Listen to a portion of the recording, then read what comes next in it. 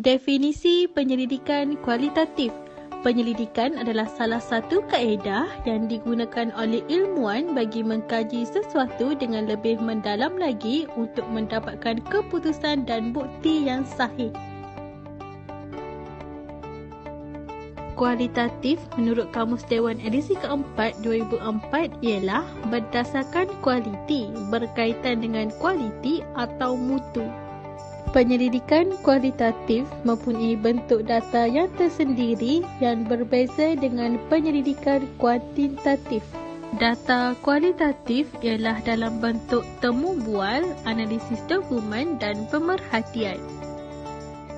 Kajian kualitatif ini dijalankan untuk mendapatkan kefahaman dan maklumat yang lebih mendalam terhadap sesuatu perkara yang ingin dikaji. Ciri-ciri penyelidikan kualitatif. Yang pertama, tujuan atau pemahaman. Ia berfokus kepada makna, konsep, takrifan, ciri-ciri, metafora, simbol dan huraian tentang sesuatu objek, konsep atau situasi. Ia juga adalah penyelidik berminat untuk memahami cara pembinaan makna serta cara manusia memahami kehidupan, pengalaman dan struktur kehidupan mereka. Ciri yang kedua iaitu realiti atau dynamic. Kefahaman berhubung realiti yang sentiasa berubah. Ia juga bukan sesuatu yang statik. Ciri yang ketiga iaitu orientasi ataupun penemuan. Pengumpulan data bersifat induktif. Ia juga teori diperolehi melalui analisis maklumat. Ciri yang keempat iaitu fokus ataupun holistik. Maklumat yang diperolehi mendalam dan menyeluruh disebabkan oleh kepelbagaian kaedah pengumpulan data. Yang kelima iaitu data ataupun subjektif. Ia membolehkan kita menyelidik konsep-konsep yang kehilangan intipati jika pendekatan penyelidikan lain digunakan.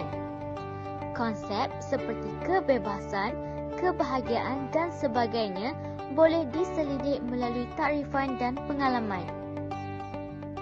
Terdapat 3 kelebihan penyelidikan kualitatif. Yang pertama, penyelidik menjadi instrumen kajian.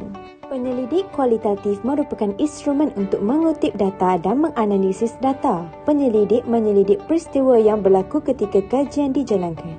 Kutipan data pula dijalankan secara berterusan.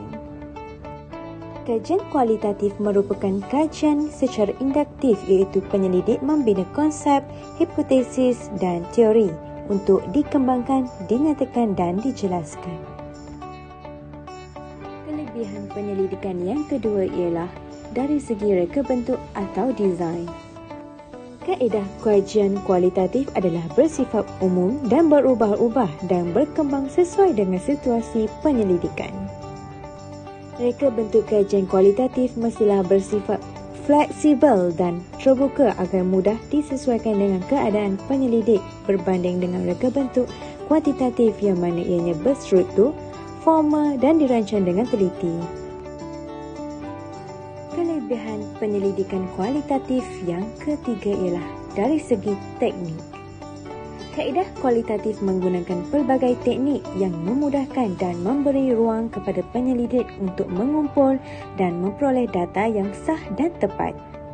Contohnya, penyelidik boleh menggunakan teknik seperti subjektif, lisan, pemerhatian dan sebagainya.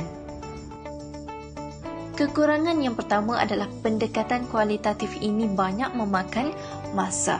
Seperti yang kita tahu bahawa pendekatan kajian secara kualitatif ini merujuk kepada data yang diperoleh sama ada dalam bentuk perkataan ataupun ayat-ayat yang dikumpul menerusi sesi temu bual ataupun dalam bentuk rakaman video. Jadi keadaan ini menyebabkan menunjukkan bahawa kajian secara kualitatif ini sangat memerlukan kutipan data yang secara berterusan dan banyak bagi mengukuhkan hasil dapatan. Ini menunjukkan bahawa Kajian kualitatif ini banyak memakan masa, mungkin berminggu ataupun mungkin berbulan. Kita tidak tahu, ianya bergantung kepada kajian yang dilakukan oleh seseorang individu itu.